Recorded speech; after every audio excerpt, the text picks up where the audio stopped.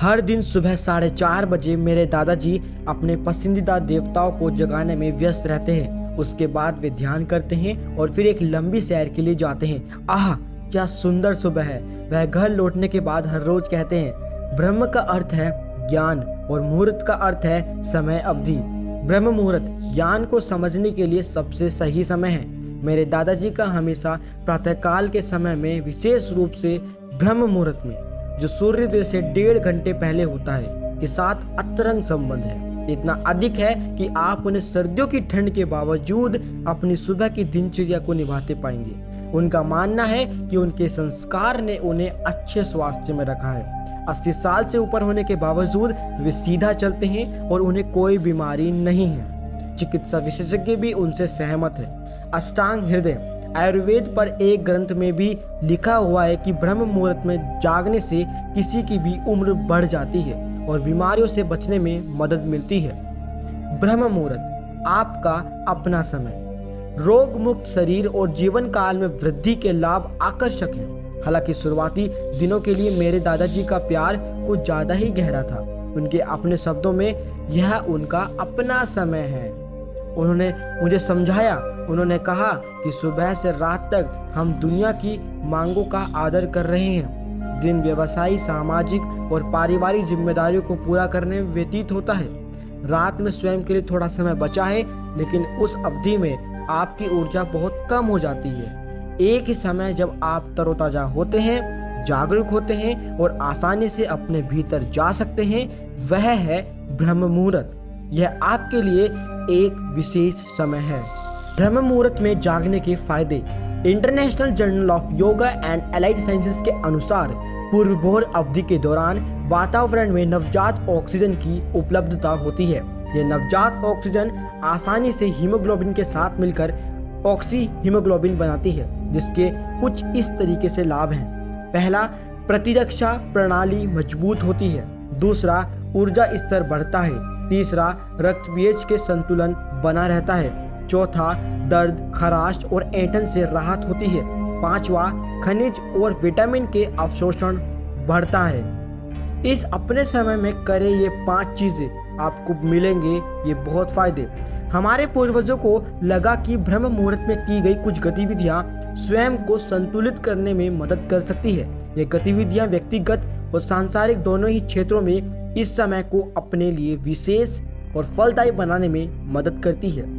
धर्मशास्त्र, हिंदू धर्म ग्रंथ और अष्टांग हृदय जैसे प्राचीन ग्रंथ कुछ इस प्रकार से आपको सलाह देते हैं।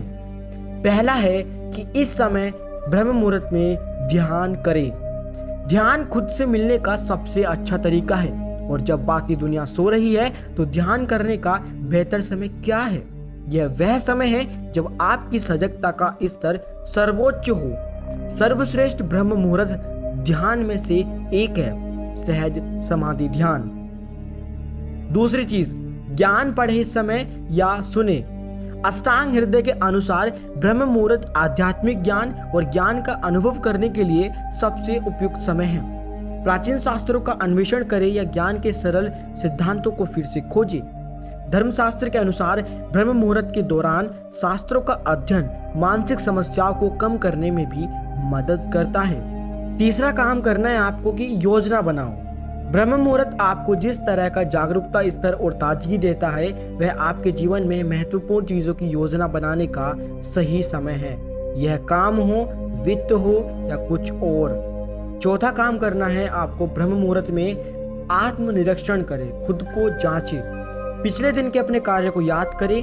ईर्ष्या, क्रोध और लालच जैसी नकारात्मक भावनाओं को आपने कितनी बार याद किया? इन यादों में से किसी को भी आप अपराध बोध में ना डूबने दें। बस उन क्षणों के बारे में पता करें। हर रोज ऐसा करने से अंत में इन भावनाओं को महत्व देने की आपकी प्रवृत्ति कम हो जाएगी और अंततः बुरे कर्म कम हो जाएंगे। पांचवा काम करना है आपको अपने माता पिता, गुरु और भगवान को याद करें। हमें अक्सर अपने जीवन में सबसे महत्वपूर्ण लोगों को याद करने का समय नहीं मिलता है।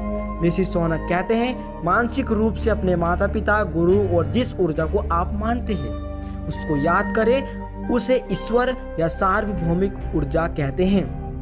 ब्रह्म मुहूर्त में ये चीजें बिल्कुल मत करना। पहला है ना खाएं। ब्रह्म मुहूर्त में भोजन करने से बीमारियां होती हैं। दूसरा, तनावपूर्ण गतिविधि ना करें। ऐसा कुछ भी ना करें जिसके लिए बहुत अधिक मानसिक कार्य की आवश्यकता हो। ऐसा करने से उम्र कम हो जाती है। क्या सभी को ब्रह्म मुहूर्त में जागना चाहिए? अष्टांग हृदय के अनुसार केवल एक स्वस्थ व्यक्ति को ब्रह्म मुहूर्त में जागना चाहिए। ग्रंथ में ऐसा भी कहा गया है कि निम्नलिखित लोगों को ब्रह्म मुहूर्त में उठने की कोई पाबंदी नहीं है। पहला है गर्भवती महिला, दूसरा है बच्चे, तीसरा है वृद्ध लोग जो शुरू से ही इस अवधि में नहीं जागे हैं, और चौथा है किसी भी शारीरिक और मानसिक बीमारी से पीड़ित लोग, और 5 में जिन लोगों का रात का भोजन नहीं पचा हो। तो आई होप दोस्तों आपको ये ब्रह्म मुहूर्त समझ में आया होगा। इसका भरपूर फायदा उठाएं क्योंकि ये बहुत ही सीक्रेट समय है। तो दोस्तों आप हमें कमेंट करें कि आपको अगली वीडियो कौन सी चाहिए, हम आपके लिए वो लाएंगे। इससे हमें मोटिवेशन मिलता है। जय हिंद, जय भारत।